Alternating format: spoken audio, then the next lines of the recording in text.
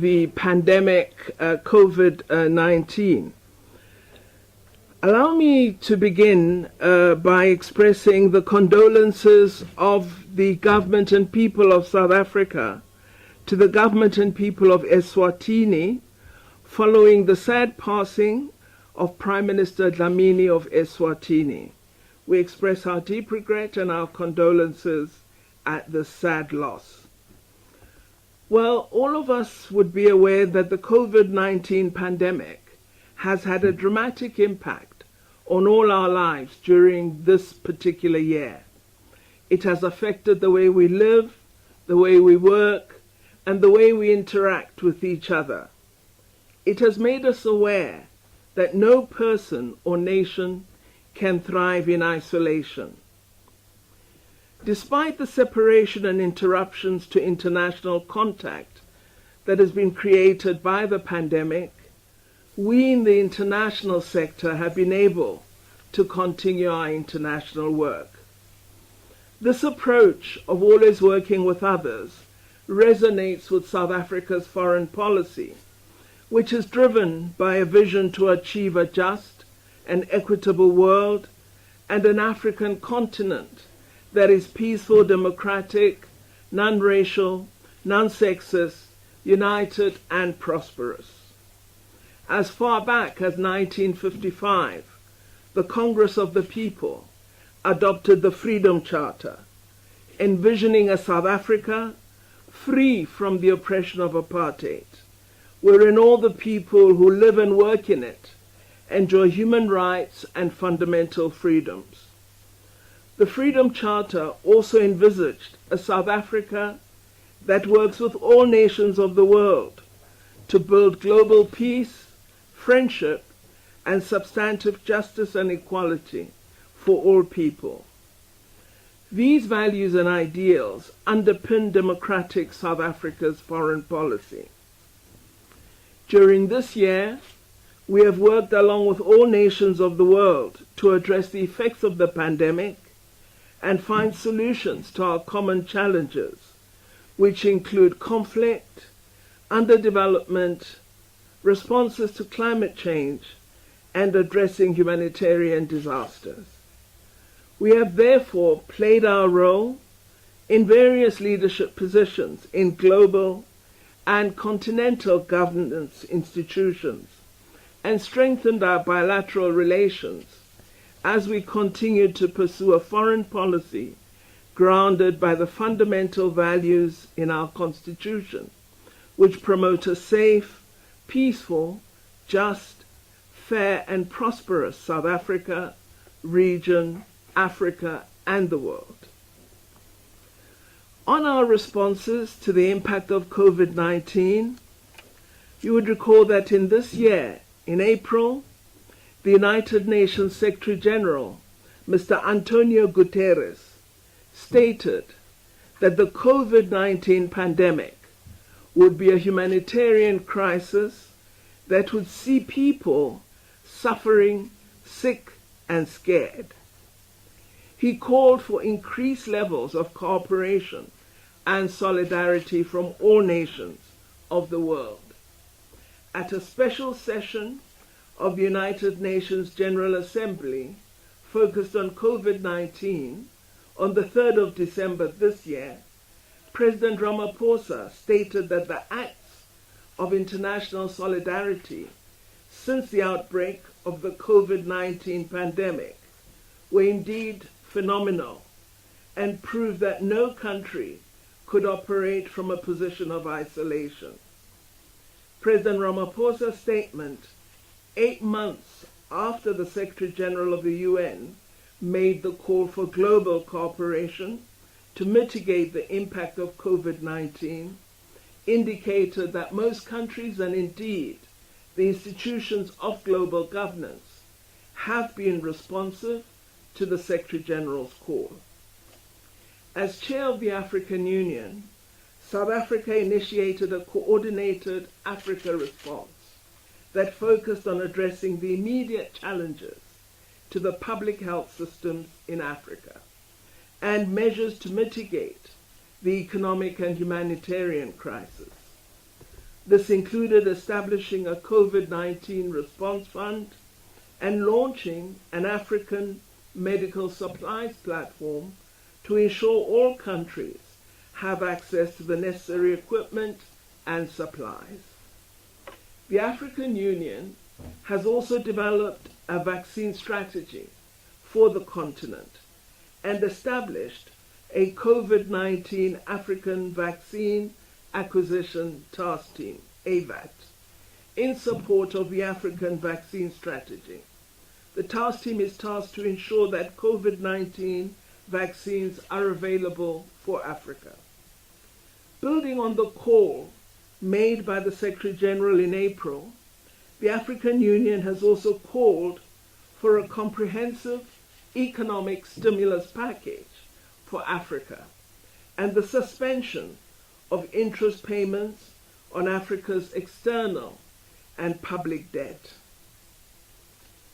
Despite the progress made in cooperation and with many countries experiencing a second wave of the pandemic, global attention is now shifting to access to vaccines and their approval for use. There are fears that the richer countries of the globe may hoard vaccine stocks despite earlier agreements and use intellectual property rights to block access to vaccines by developing countries. Vaccine nationalism is seen as a very real threat, as it could create supply problems for poorer countries, thus denying their citizens access to what might be life-saving vaccines. Our African Union Commission and the African Center for Disease Control are giving close attention to this trend and seeking ways of ensuring all African countries enjoy access.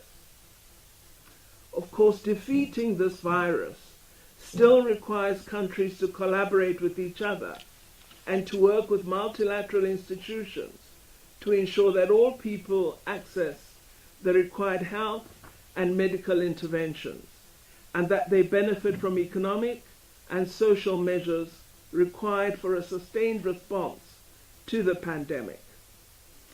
We also continue, as South Africa, working within the AU on the post-COVID-19 economic recovery strategy for Africa.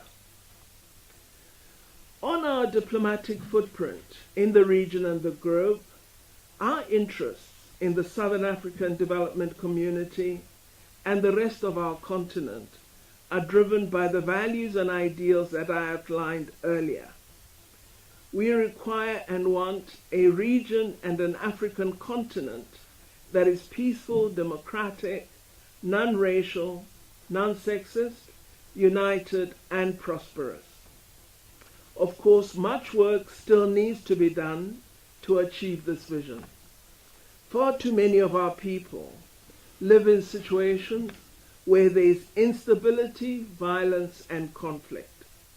This includes the situations in Libya, the Sahel, in Cabo Delgado in Mozambique, South Sudan, and in Eastern DRC. We are also concerned by the recent developments relating to the situation in Western Sahara. This relates to the recently announced United States recognition of Morocco's rights of sovereignty over Western Sahara. This announcement goes against international law and the African Union's Constitutive Act. These developments may very well further fuel hostilities between Morocco and the Sahrawi people. Silencing the guns in these situations requires dealing with the root causes of conflicts, which invariably include governance deficits, human rights abuses, and contestation over national resources. Our recent AU summit this month agreed that the role of foreign interests in conflicts on the African continent needs far greater and deliberate attention. All this being said, and despite the negative effects of the COVID-19 pandemic, our continent still presents significant economic opportunities for international and South African investors, particularly in the sectors of mining, agriculture, agro-processing, telecommunications, infrastructure, hospitality, and tourism, which we believe will form a strong part of the economic recovery strategies of South Africa and the continent. Maximizing these opportunities is important, as building our regional economy will be a key contributor to peace and stability. We've also built very strong relations with the Asia region. We've noted that the Asia region has managed to limit the economic harm that has affected most other regions of the world as a result of measures they took to contain the COVID-19 pandemic. And Asia is projected to have the strongest regional rebound of any region of the globe, projected at 8% growth in 2021, according to the IMF. This is good for continuing the robust trade and investment that our country, South Africa, enjoys with countries in the Asia region. An indicator of this is that the total two-way trade with Asia and the Middle East, inclusive of Oceania, reached the important milestone of 1 trillion rand for the first time in 2019. And with South Africa having recently acceded to the Treaty of Amity with the ASEAN region, we anticipate increased opportunities for further collaboration with the key Indo-Pacific regional actors. This provides a strategic platform for enhanced trade and economic initiatives with a wider range of Asian partners. As is the case with the Western Sahara issue I discussed earlier, there are recent developments that are undermining the internationally agreed parameters to end the occupation of Palestine based on the outcome of two viable states. This includes the dilution of the Arab Peace Initiative agreed to by the Arab League in 2002, which linked the normalization of relations with Israel with its withdrawal from the occupied territories.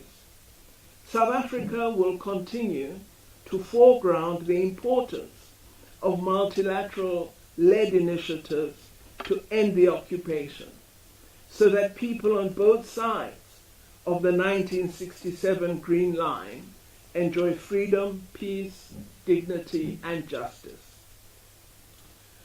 Our country has also continued to enjoy strong and mutually beneficial relations with countries in Europe, South America, and North America.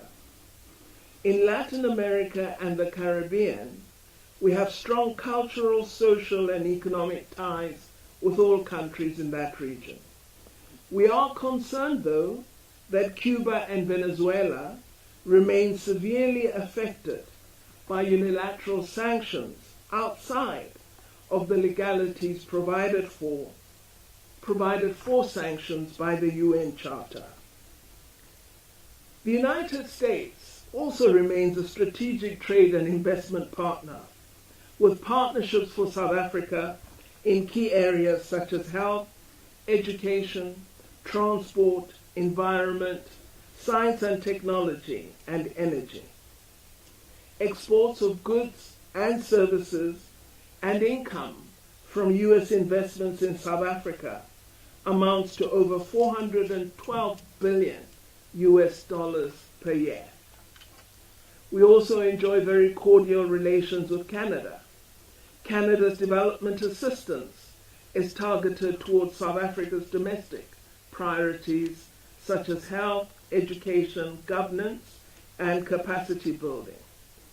South Africa and Canada are both strong supporters of multilateralism and collaborate at the level of the United Nations and other multilateral fora on issues such as climate change, human rights, shared and inclusive growth, gender empowerment, and peace and security.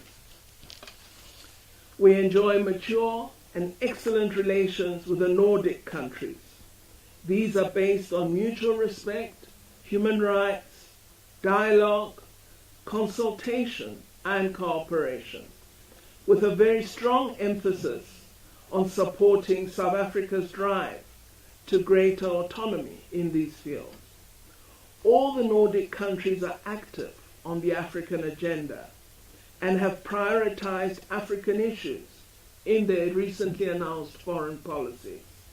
This includes they seek to expand diplomatic relations on the continent, to expand trade and investment, to provide expanded development support, to be involved directly in peacemaking and conflict resolution, youth development, the promotion of women, cooperation on climate change, and the promotion of a more just and equitable international system.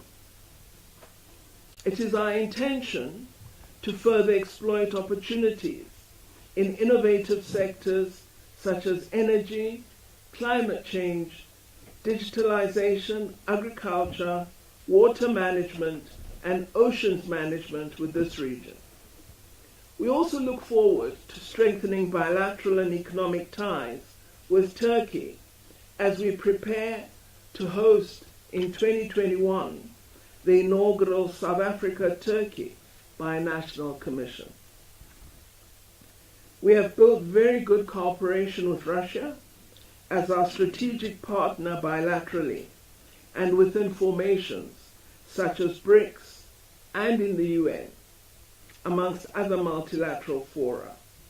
The country is South Africa's fourth largest trading partner in BRICS. However, although bilateral trade with Russia has increased significantly from 2.9 billion in 2010 to 13.1 billion in 2019, we believe it remains below potential, and we are working very hard to boost our economic relations and bring them to a high level. We are doing this through our structured mechanism, the Intergovernmental Committee on Trade and Economic Cooperation, which I co-chair with the Trade Minister of Russia.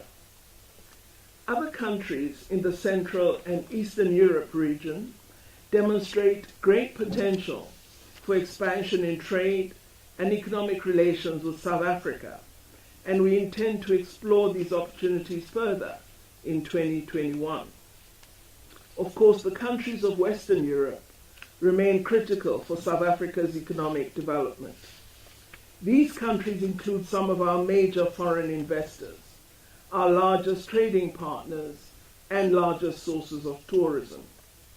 Some 2,000 European companies represented in South Africa are also a major source of employment and skills development here.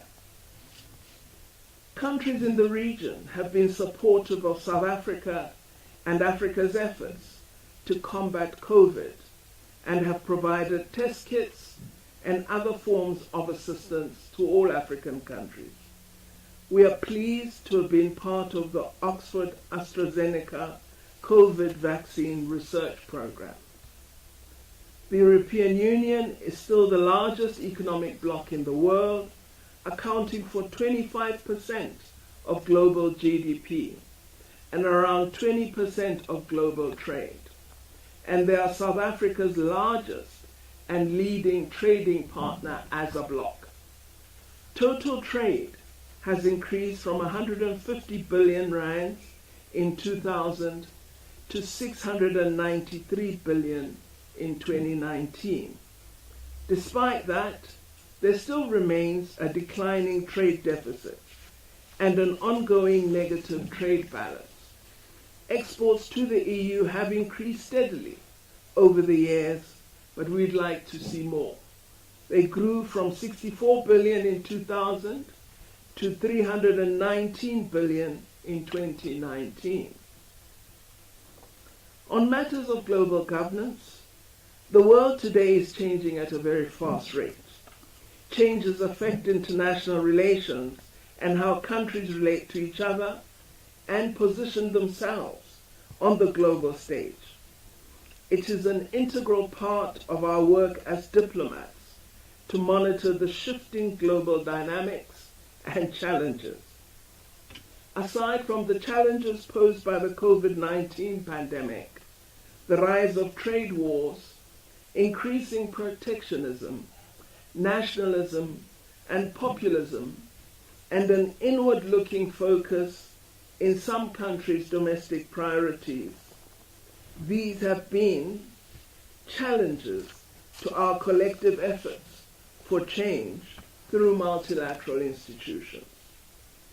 While we believe this may change with the anticipated re-engagement with the multilateral system by the United States in 2021, we as South Africa will continue to work to strengthen and indeed reform the institutions of global governance.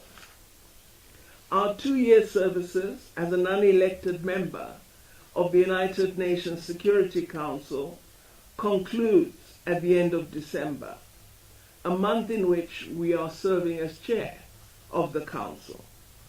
Many observers, including member states and think tanks, have suggested that South Africa's third term at the UNSC was particularly successful.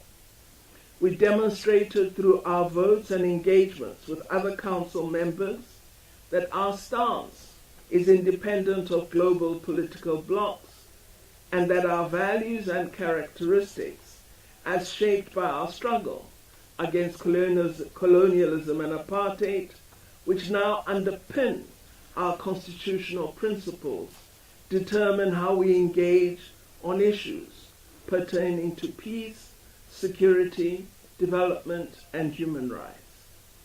The fact that we were consistent on matters in the UNSC and across the UN system strengthened our role as bridge builder and justified a more permanent role for South Africa and other African countries at the Security Council.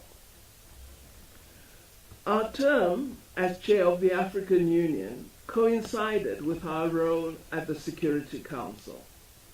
We used this opportunity to champion African issues at the United Nations and to foster closer collaboration on matters relating to peace and security between the UNSC and the AU.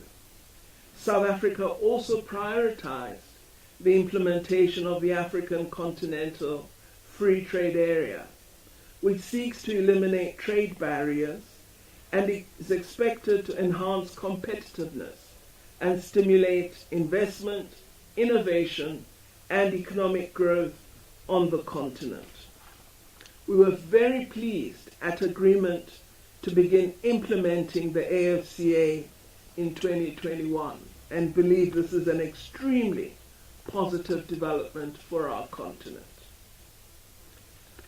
We will also continue to utilize our membership of fora such as BRICS, IPSA, and IORA, the Indian Ocean Rim Association, to advance reform of the global political and economic architecture and create deliverables through the emerging role of the new development bank. We also will promote cooperation in health and innovation, trade, tourism, and investment, and continue with our efforts along with Africa to reform the UNSC. South Africa needs international support, and in particular requires investments and support for debt relief to deliver our President's vision of accelerated industrialization, women's empowerment, and youth employment. We plan to focus 2021 on economic reconstruction and recovery implementation alongside a continuing focus on the pandemic and responses to it. One of the challenges that we faced as DIRCO in 2020, and I close with this, was the repatriation of our nationals who found themselves stranded outside of South Africa due to lockdowns that were implemented by many countries, including South Africa, in our attempt to curb the spread of the virus. From the time the President announced South Africa's Level 5 lockdown on the 15th of March 2020 to the time when international travel was again allowed under Level 1, our department, through our consular services, managed to repatriate just over 30,000 South Africans who were stranded in all corners of the world. We did this using over 350 flights. The number excludes tens of thousands who used our land borders and who were involved in this process. I know many officials spent sleepless nights working 7 days a week trying to bring our fellow citizens back to their loved ones. This experience has made us realize the importance of making sure that we equip all South Africans who intend traveling abroad during this season with information that might help them not to find themselves needing to be repatriated because they're stranded. Some pointers we wish to suggest are: one, that countries in the Northern Hemisphere are encountering a second wave of the pandemic. South Africans should be cautious in traveling to these countries, as you may become distressed or even destitute abroad, depending on the levels of lockdown in the respective countries, and with the likelihood of international flights that might be cancelled at short notice. Please do be aware that if you do travel, you travel at your own risk to these countries, knowing the current circumstances and the uncertainty associated with that. Please ensure that you are familiar with the immigration and health entry requirements of the country you will visit, and South Africa's entry health requirements during the pandemic. If you have any uncertainty regarding the entry health requirements of the country you will be visiting, then please do contact their embassy in South Africa for assistance. If you need any clarity on the health entry requirements upon your return to South Africa, we ask you to consult the website of the Department of Health. Second, please ensure you have adequate travel insurance. Many South Africans had no or inadequate travel insurance during the peak of the pandemic earlier this year. It couldn't cover extended hotel accommodation, nor could it cover new flight tickets and other costs. 3, when you arrive at the country you're traveling to, please register with our embassies abroad. The contact particulars of all our embassies are available on DIRCO's website at www.dirco.gov.za, all lowercase. South Africans are encouraged to register via the email addresses provided, as some of our officials might be working remotely due to local lockdown regulations and will not be always available to take your calls. Inform your family or next of kin of your destination and the duration of your stay. 4, ensure that you meet the immigration requirements of the country you wish to visit, as countries have revised their visa regimes during the global pandemic. 5, read thoroughly on the country you intend visiting, as the global situation is unstable. If the country you visit is a high-risk one, consider postponing your visit or proceeding with caution if travel is unavoidable. 6. Know the COVID-19 protocols of the country you intend visiting, and should you not comply, you might be refused entry. Although not yet common, many airlines may likely require proof of COVID-19 vaccinations before allowing commencement of travel. Currently, only a COVID-19 negative test is compulsory. And finally, travel well, be safe, and exercise extra care and caution this festive season. And as DIRCO, we wish all who are following us today well over the festive season. Thank you very much. Thank you very much, Minister. We will now have an opportunity to take questions. Mama, do you want us to start with the questions you got on social media platforms? And then we'll come to... All right, let's start in the room. Nicholas is begging me to start with him. All right, let's start here. You know the drill. You introduce yourself and the media house you're representing, and then you get your question. Nicholas.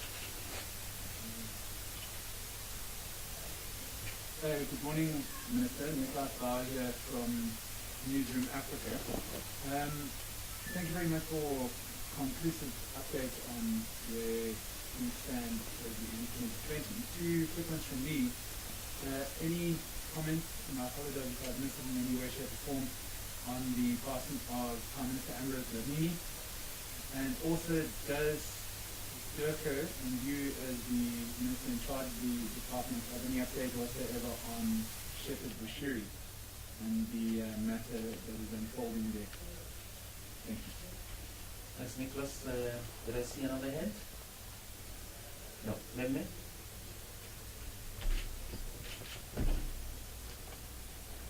Thank you, DDG. We have a question from Mia Lindiki, Eyewitness News. The question is, 400 kilos are missing in Nigeria after an attack with AK-47 on a government science secondary school on Friday. What information do we have on this? Are there any plans to offer help from South Africa? And we have another question from Karen Duplessis, Media 24. She says, during a recent telephonic press briefing, the U.S. coordinator for counterterrorism, Ambassador at Large, Nathan Sayers, after his recent visit to Mozambique and South Africa, was asked what was the assessment of Pretoria's state of preparedness and readiness to deal with associated increased terror-linked activities in Cabo Delgado. While Ambassador Sayers was reluctant to speak on behalf of South Africa, he felt that South Africa has a similar view to that of the U.S. He added that South Africa has a special role to play as an economic and military power in setting the tone and example for other African countries. Does the Minister share this view? And if not, what is the official view on the increased terror-linked activities in neighboring states, especially Mozambique, and the role that South Africa will or must play?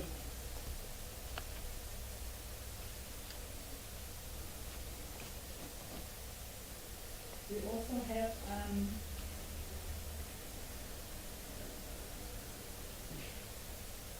another question from Molefe Seleta, the citizen. Can the Minister give us an update on the extradition process of Shepherd Bushiri and his wife, and including the timeline?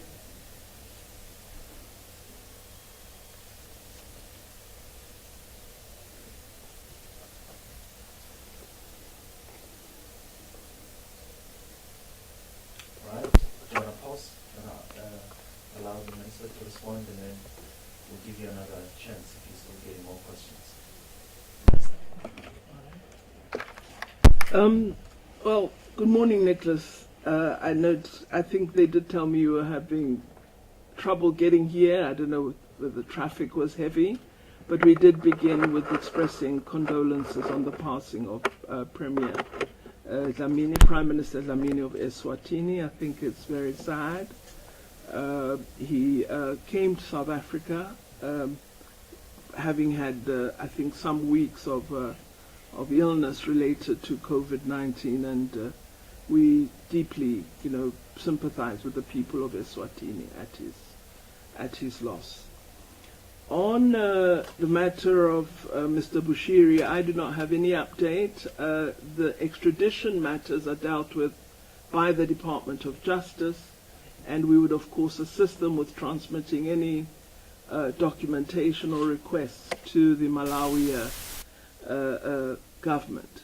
Suffice it to say, despite the statement in the Sunday Independent 3 weeks ago that I assisted in the escape of Mr. Bushiri, this is a total lie, and I deny it with the contempt that it deserves. On the matter of 400 pupils missing, I think this is very sad, and for me, this illustrates the urgent need for SADC to determine support to Mozambique in combating the insurgency that is currently underway in that country. Because you don't want to have a situation where such banditry becomes a regular feature of practices in the country, because then it poses a threat to all communities and all persons. I am hopeful that these pupils will be found and that they'll be returned to their families safe. I understand it is mainly young boys who have been kidnapped, and it would appear from what we have heard in the media, and it's mainly media that we're getting information from at present, that extortion is the underlying reason for this kidnapping. But we sincerely hope that the early successes that the government of Nigeria has indicated with respect to identifying some of the kidnappers, that this will lead to the return of those children. Well, to Karine du Plessis, clearly I cannot agree with the ambassador at large, as I'm not sure what views we share, according to him, with the United States. What we do believe in is we cannot allow terrorism. We believe terrorism is a threat to peace and security, and that we should fight with our security forces any attempts to introduce terrorism in the region and in our country, and that our security forces must be marshaled to ensure that no terrorist gets a foothold in our country. So our role with respect to any instance of terrorism or any form of insurgency would be to provide support to a sovereign state as might be asked for by them, because we cannot impose ourselves. And I know that the government of South Africa stands ready to work closely with Mozambique to provide assistance. And I also believe our own security forces stand at readiness to defend our country should the need arise. Timelines on the extradition. DG, I know the DGs have been having some discussion. Are there timelines? Not yet, Minister. We don't Still have any as being yet. handled. I think we will ask the Minister of Justice and Correctional Services whether he shouldn't have a similar briefing just to let us know where matters stand. Thank you very much. Thank you. We have a question from Claire Bachelors from Radio France International. She says, about the situation in the Western Sahara, Minister, do you believe in the possibility of negotiation? and how will South Africa continue to support the Sahrawi population and its right to self-determination? We also have a question from Paul Reshiato from Bloomberg News. He says, this year has also been marked by rising tensions between India and China, including a couple of border clashes between the two. Does South Africa see this as a potential threat to destabilizing BRICS? And what is South Africa's official policy on this matter?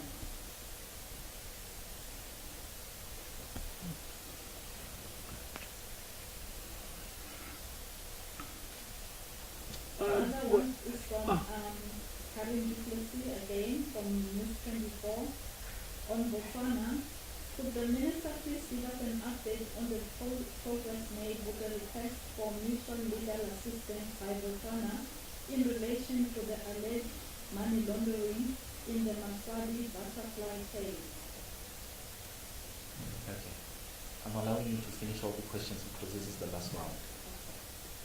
And then on Morocco, it's from Karim Duplessis again.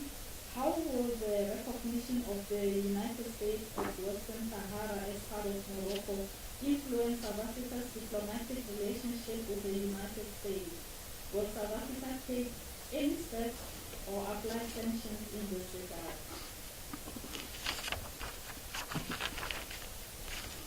These are all the questions. Thank you. Thank you very much. Vanessa? Well, on Western Sahara, South Africa remains committed to supporting the cause of the people of Sahrawi in seeking self-determination and freedom from what are occupying forces of Morocco, as stated very clearly in a number of resolutions of the United Nations. So we hold to the position of the United Nations resolutions that the people of Western Sahara must be allowed an opportunity to determine their own freedom and course of history. We have always advocated negotiations. This is part of our policy and practice as South Africa. We fully supported the African Union's decision that a delegation would proceed to the occupied territories and to Morocco to engage both sides in an effort to draw them together toward discussing final settlement. And we remain distressed that this, despite being a very old decision of the AU, has not been agreed to by Morocco. So our support will always be for the cause of the people of Western Sahara. We will continue to speak on their behalf on the international platforms that we have an opportunity to speak on. We will continue to work in solidarity with Sahrawi and to offer their people any form of humanitarian support that they may need from South Africa. On the tensions between India and China, in the BRICS Forum, we do not focus upon matters between two BRICS members. So we would not discuss a situation that occurs between China and India. Nevertheless, we do have bilateral engagements with each of the countries, and we've been encouraged by the signs of an attempt at reaching agreement between India and China. There have been discussions about how to improve the border conflict resolution issues that have occurred between the two.